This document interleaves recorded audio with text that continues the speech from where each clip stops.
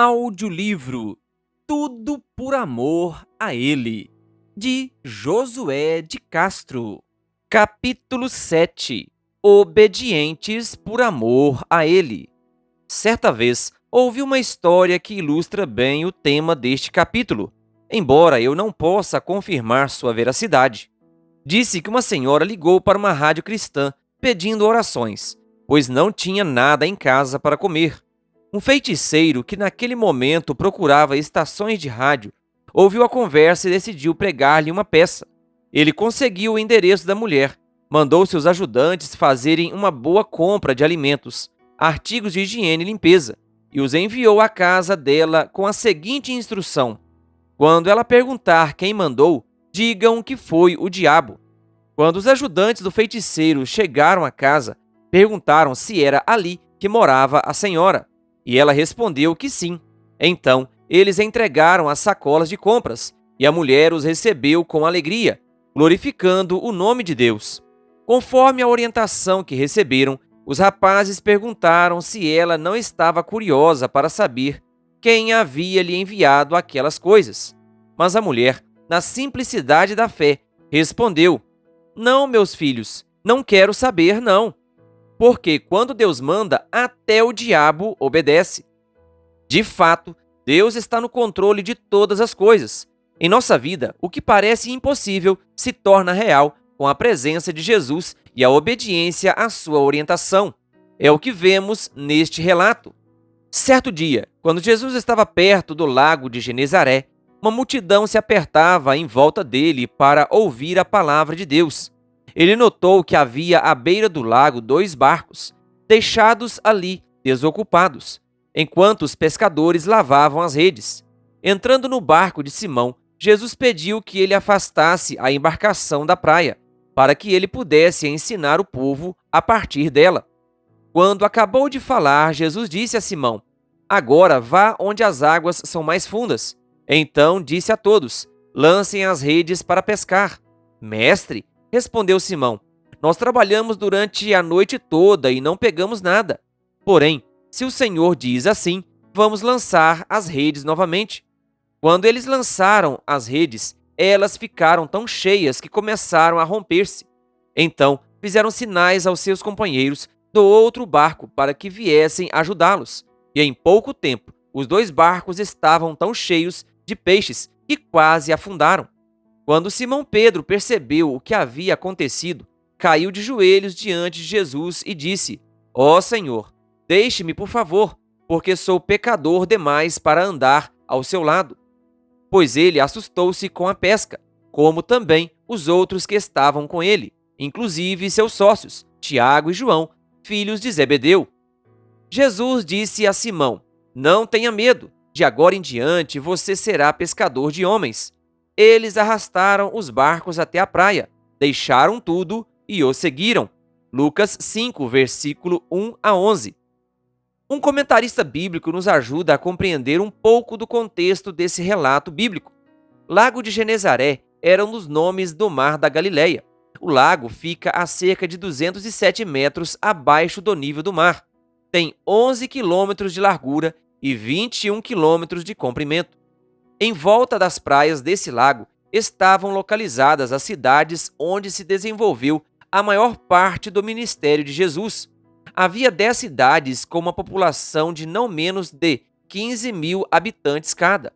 A indústria da pesca nesse lago era famosa por todo o Império Romano e o comércio florescia nessa área. Nessa região próspera para a pescaria, os discípulos haviam voltado sem peixes. Depois de ensinar a multidão, Jesus tinha uma lição ainda mais profunda a ensinar aqueles pescadores. Por acaso, em uma de leitura inicial desse texto, o primeiro verbo do verso 1, aconteceu, me fez pensar que as coisas que o evangelista Lucas estava descrevendo ali ocorreram por acaso. Pensei, Jesus, ao se levantar bem cedo naquela manhã fresca, pensou: o que vou fazer hoje? Acho que vou dar uma caminhada à beira do lago. Afinal, hoje parece que vamos ter um lindo dia. Enquanto estava fazendo sua caminhada, algumas pessoas o seguiam, e o número foi aumentando até formar uma multidão. Então, ele pensou: Já que estou aqui com todo esse povo, vou aproveitar para lhes ensinar a palavra de Deus. Como ele não estava conseguindo nem se mexer direito por causa de tanta gente que o apertava, ele viu dois barcos ali bem perto. E por acaso, um era de Simão. Ele pediu permissão para o dono, que ainda estava no barco. E então subiu com a agilidade de quem tem força nos músculos. Dali, ele começou a falar palavras de esperança que, levadas pela brisa do lago, chegavam claras e reconfortantes aos ouvidos sedentos da multidão. Mas não demorou muito para eu deixar meus devaneios e me lembrar de que, na vida de Jesus, nada acontecia por acaso. Tudo tinha um propósito. O Espírito Santo dirigia em detalhes cada um dos passos de Jesus. Jesus era um homem de comunhão íntima e sistemática com o Pai.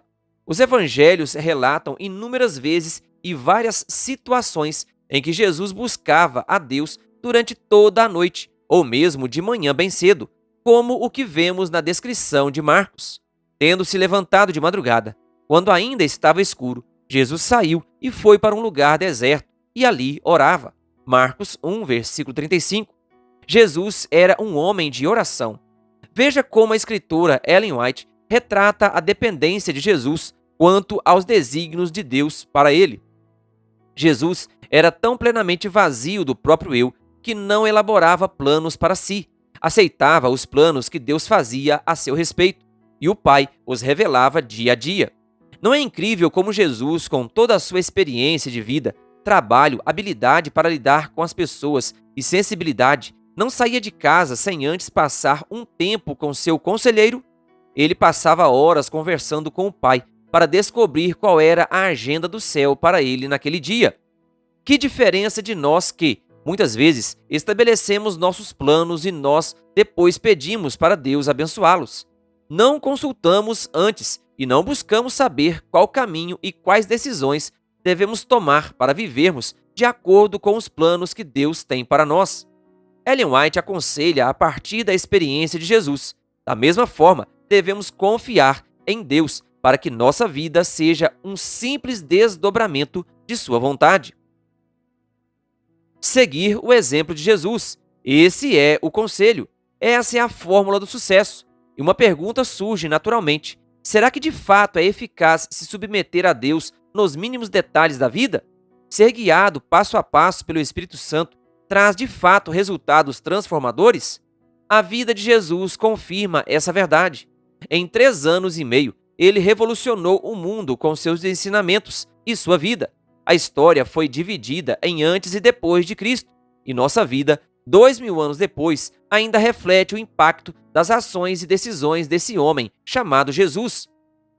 Essa influência transformadora não era resultado de sua divindade, mas de sua humanidade dependente de Deus e de sua consciência da necessidade de que o céu orientasse cada um de seus passos.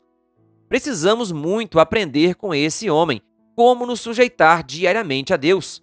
Contudo, Jesus não buscava o Pai apenas burocraticamente para tratar de planos. Ele gostava da companhia do Pai, sentia prazer em passar tempo com Deus. Ele não via a hora de acordar para ir ao encontro do Eterno.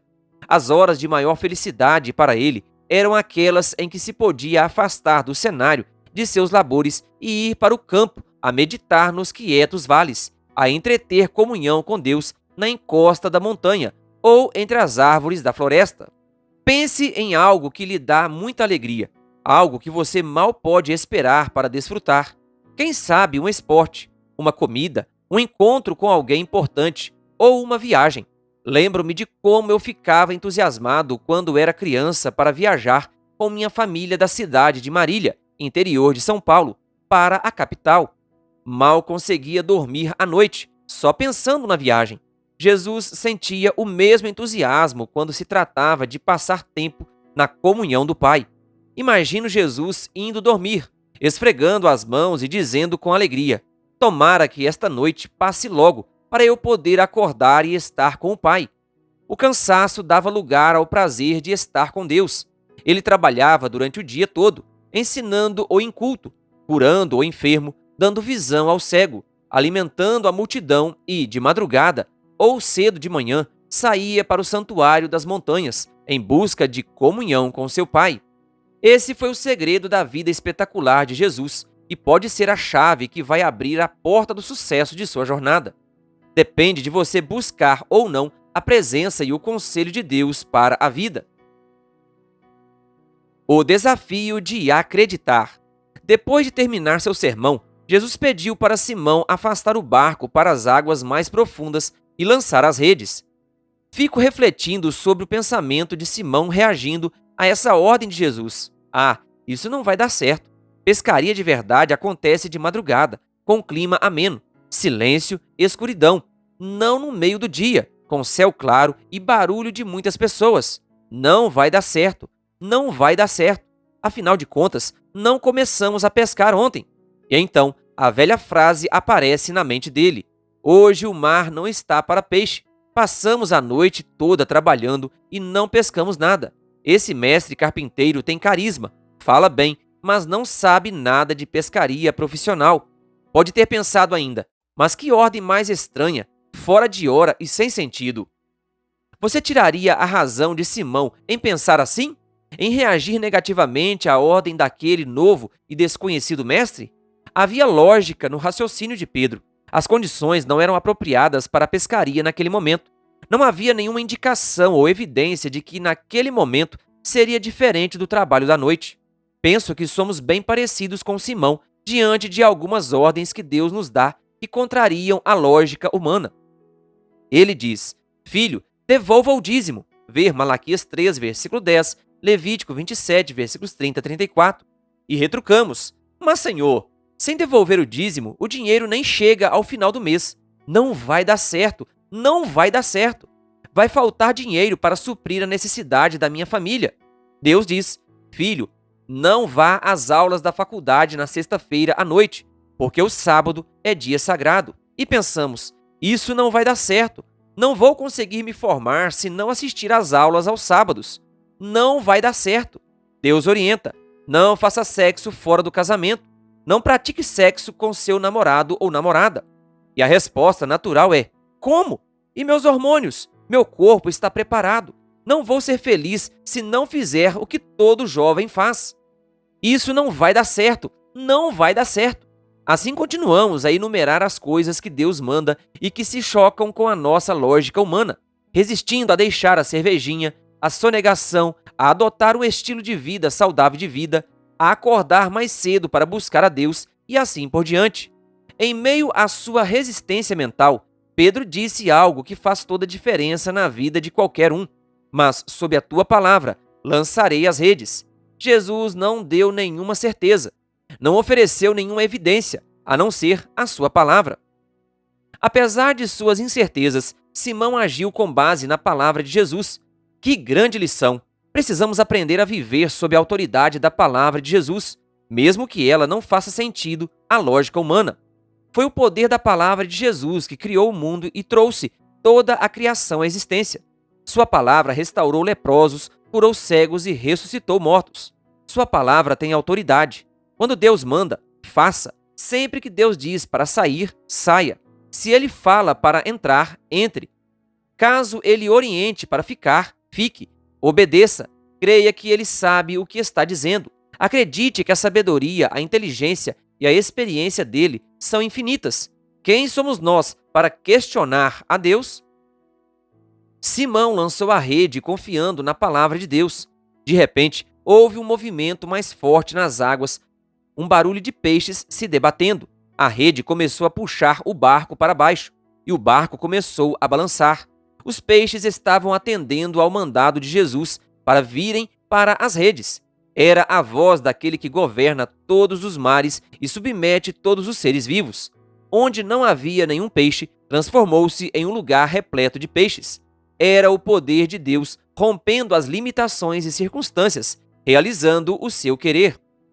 Fico imaginando a fisionomia de Pedro, seu sorriso misturado com espanto, sua alegria impregnada de surpresa e admiração por esse milagre. O que é isso? Eles precisaram de ajuda para recolher tanta bênção. Venham, venham! Deu ou não deu certo?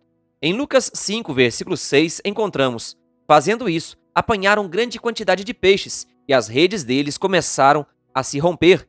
Deu certo. Mas por quê? Porque quando Deus manda, dá certo. Não há nada que ele não seja capaz de fazer. Não há barreiras que ele não possa transpor. Não há desafios que Deus não possa enfrentar e vencer.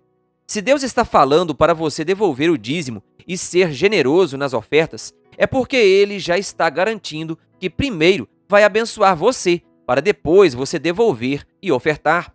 Ele é plenamente apto para fazer com que 90%, 80% ou outro percentual seja equivalente a 100% para não faltar. Não há motivo para questionar a matemática de Deus. Se ele fala para você guardar o sábado conforme o quarto mandamento, é porque ele vai abrir uma porta para você terminar seus estudos, para você manter seu emprego, encontrar outro ou sobreviver, mesmo sem trabalhar aos sábados.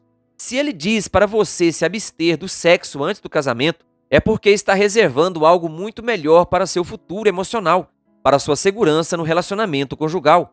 Mesmo que não vejamos um caminho aberto para nós, precisamos aprender a seguir adiante, simplesmente pelo fato de que Deus está mandando ir. Ele mesmo é o responsável por suas ordens. Cabe a nós, humilde e confiantemente, obedecer. Se você quer que suas redes se encham de bênçãos, você precisa lançar as redes conforme a ordem de Deus. Não há evidências? Você não está vendo nenhum movimento das águas? Não tem ideia de como Deus vai agir? Dê um passo de fé, confie e lance a rede. Só assim as redes se encherão. Construa sua vida sobre o alicerce do que Deus diz, sobre a palavra dele, e tudo dará certo. Se você não acreditar e não lançar a rede, Deus não poderá fazer muita coisa por você. Deus vai fazer milagres para nos abrir os olhos e enxergar possibilidades onde, aos olhos humanos, elas não existem. Os milagres nos ajudam a saber que Deus está por perto, e quando Ele está perto, tudo é possível. Nunca se esqueça, quando obedecemos ao que Deus manda, dá certo. A vida em adoração. Em Lucas 5, versículo 8, lemos: Vendo isto, Simão Pedro prostrou-se aos pés de Jesus. Simão se prostrou porque entendeu que Jesus não era outro senão o Deus encarnado. Reconheceu que o Messias estava no barco dele. O Deus criador do mar e de todos os peixes se fez presente. O Todo-Poderoso estava ali, ao seu lado. O soberano do céu e da terra estava no barquinho com ele. Ele não tinha se dado conta de que Deus, em Jesus, esteve o tempo todo no barco dele. Então, Simão o adorou. Apesar de Jesus estar em seu barco, Pedro estava distraído, agitado e disperso demais para perceber. Muitas vezes estamos como Pedro, distraídos com redes sociais, noticiários, entretenimentos ou envolvidos demais com a sobrevivência e não percebemos Deus no nosso barquinho. Que perda! Mas, por fim, ele percebeu. Demorou, mas se deu conta. Qual deve ser nossa atitude quando estivermos diante de Deus? Devemos adorá-lo. Por isso, nossa vida inteira deve ser de adoração, porque Deus está em nosso barco o tempo todo, a cada dia, a cada momento. No trabalho, na escola, em casa, nas viagens, no namoro, nos esportes, em todo o tempo e em todos os lugares. Ele é Emanuel, Deus conosco. Vivemos na presença abençoadora do grande Deus a cada instante.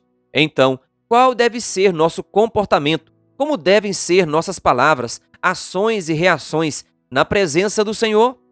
Pecado é fazer do nosso jeito. No verso 8 de Lucas 5, lemos a frase: Senhor, afaste-se de mim, porque sou pecador. Essa declaração revela que somos pecadores. Tentamos fazer as coisas do nosso próprio jeito, seguindo nossa visão limitada e egoísta. Precisamos pedir perdão por tentar viver com nossas próprias forças, nossa inteligência, experiências e nossas expectativas mundanas. Pecado é tentar fazer as coisas do nosso jeito. Podemos escolher entre seguir o nosso próprio caminho ou seguir a vontade de Deus. Deus é pleno e tem tudo para nos oferecer, mas precisamos ter coragem e ousadia para fazer as coisas do jeito dele. O chamado. Então Jesus disse a Simão: Não tenha medo, de agora em diante você será pescador de gente. Lucas 5, versículo 10. Você se lembra de que Deus tinha um plano específico para Jesus executar naquele dia? De que nada do que ocorreu foi por acaso? Tudo estava na agenda divina. Jesus chamou Simão ao ministério e a vida dele nunca mais foi a mesma. A partir daquele chamado, Simão mudou o rumo, o foco e os interesses de sua vida. Jesus tinha outra proposta para ele. Em vez de pescar peixes, ele atrairia pessoas para Jesus. Seu trabalho agora teria dimensão eterna. Que mudança de propósito! O verso 11 afirma que, deixando tudo, o seguiram. Isso inclui Simão, Tiago e João. Eles deixaram seus barcos, abandonaram sua profissão e seus sonhos empresariais para seguir Jesus. Imagino que a venda dos peixes tenha sido suficiente para prover as necessidades de suas famílias por algum tempo, mostrando que nada lhes faltaria se eles seguissem Jesus. Deus seria a garantia de que eles receberiam tudo o que precisassem. Meu chamado. Em 1975, um jovem teologando, como chamamos os estudantes de teologia, visitou o pequeno grupo da Igreja Adventista do Jaraguá, em São Paulo, onde meus pais e eu frequentávamos. Após o culto, meus pais, Emanuel e Júlia, convidaram o rapaz para almoçar em casa. Durante a conversa, o teologando perguntou a meu pai se ele gostaria de me enviar para estudar no IAE, o atual UNASP São Paulo, como aluno interno. Meu pai disse que gostaria muito, mas que a família não tinha recursos para isso. Então, o teologando olhou para mim e perguntou se eu iria estudar lá, caso ele conseguisse uma bolsa de estudos para mim. Eu concordei e ele partiu, sem prometer nada. Passados uns 2 ou 3 meses, recebi uma carta do IAE. Lembro-me bem de que era quase o horário do pôr do sol, depois de voltar do trabalho. Nessa época, eu tinha 14 anos. Trabalhava em uma fábrica chamada Voit e estudava à noite. Fiquei muito feliz ao ler a carta. Eu teria que trabalhar no colégio como bolsista para pagar meus estudos. Ao continuar lendo, vi que eu deveria trabalhar na limpeza do prédio da Faculdade Adventista de Enfermagem, FAE. Fiquei desanimado e imediatamente reagi, dizendo que não iria. Porém, minha mãe, que estava ao meu lado, bondosamente me disse: "Filho, eu acho que você deveria ir. Será bom para você." E conversamos um pouco ali, na cozinha. Eu havia aprendido a confiar em minha mãe e em meu pai. A regra em casa era sempre dizer a verdade. Quando era pequeno e tinha que tomar um remédio ou uma injeção, sempre perguntava se era ruim ou se ia doer, e ela sempre me dizia a verdade. Essas e outras pequenas coisas me ensinaram a confiar em minha mãe. Naquele momento crucial de minha vida, a confiança que minha mãe havia construído ao longo do nosso relacionamento fez a diferença, e eu segui seu conselho. Fica aqui uma palavra para os pais e para todos: digam sempre a verdade. Sejam sempre honestos e confiáveis. Nossos filhos e as pessoas ao nosso redor precisam dessa segurança, principalmente em momentos difíceis. No IAE. Em 15 de dezembro de 1975, cheguei ao IAE, com um friozinho na barriga, pois nunca havia ficado longe de meus pais. Eles me visitavam a cada 2 sábados para amenizar a saudade. Lembro-me de quantas vezes chorei depois que eles voltavam para casa. Mas, a partir do 3º mês, meu coração se acalmou e me acostumei à nova vida de internato. Minha intenção era fazer o ensino médio no colégio e seguir a carreira de professor de educação física, já que gostava muito de esportes e havia sido influenciado pelo professor Edson em uma escola de Marília. Mas algo me chamou a atenção. Eu comecei a perceber que gostava de ouvir sermões. Além dos cultos nos dormitórios e na igreja, aconteciam 2 semanas de oração por ano no colégio. Minha maior alegria era assistir 2 sermões por dia e cantar os hinos especiais que eu não conhecia. Lembro-me da primeira semana de oração que assisti lá. Foi dirigida pelo pastor Edgar de Oliveira, hoje falecido, que saudava o público com sua voz grave. Além disso, me envolvi com a música. Passei a cantar no coral Homens do Rei e em alguns quartetos com teologandos. Essa experiência com a música e o chamado dos sermões para uma entrega a Deus me fizeram considerar a possibilidade de estudar teologia. Isso aconteceu no 2º para o 3º ano do ensino médio. Mesmo sem ter certeza se era o caminho certo, prestei o vestibular para teologia e passei. Uma pergunta pairava no ar: será que vai dar certo? Só comecei a me sentir mais seguro de que esse era o caminho quando percebi que gostava muito das matérias e me emocionava com as aulas do Dr. Wilson Endruvet. Os anos foram passando. No quarto ano de teologia, fui indicado para uma igreja, no Jardim Catanduva, onde faria meu estágio. Quando cheguei, em um sábado de manhã, vi que a igreja já era de tábuas de compensado, sem pintura, com uma placa mal escrita e sem muitos atrativos. Apresentei-me aos irmãos e disse que passaríamos aquele ano juntos. Eles me receberam muito bem e então propus um mutirão para pintar a igreja e deixá-la bonitinha. Eles aceitaram e, no domingo seguinte, bem cedo, estávamos todos lá para a restauração da igreja. Foi uma linda experiência. As irmãs prepararam um banquete para nós: pão, salada e suco. Como me senti bem em estar ali com nossos amados irmãos. Pensei, estou gostando desse negócio de reformar a igreja.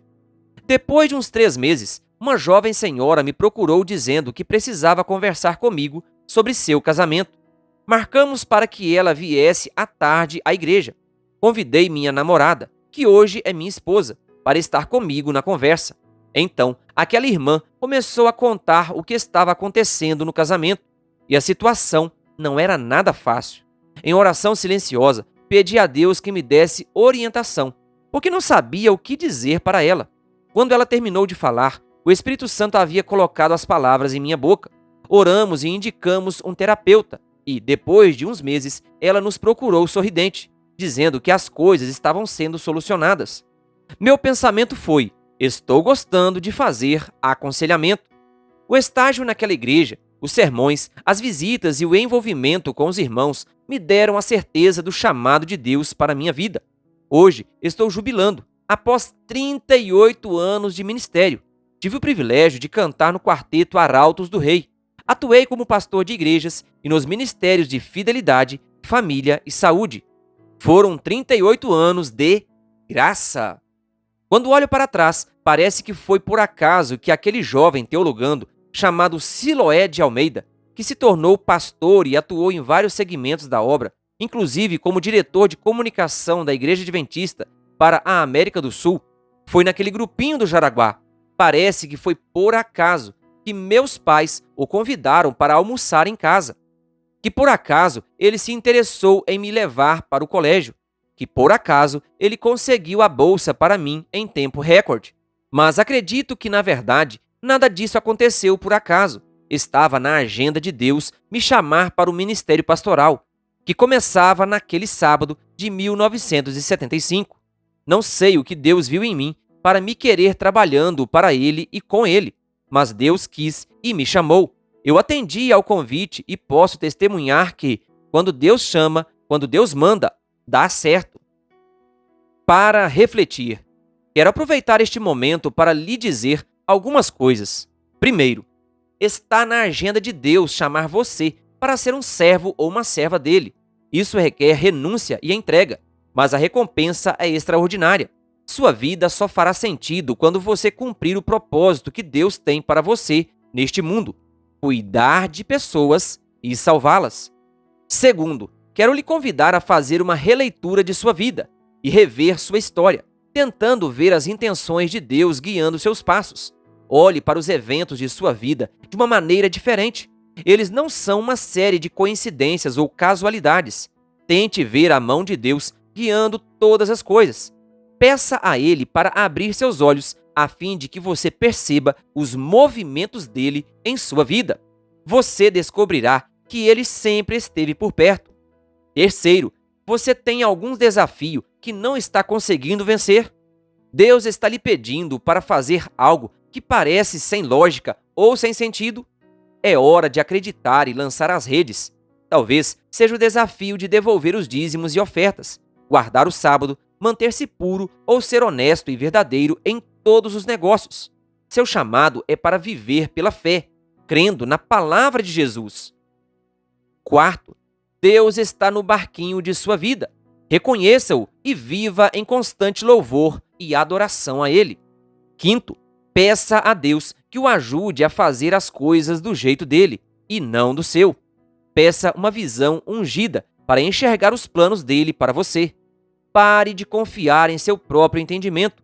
Confie no caminho do Senhor.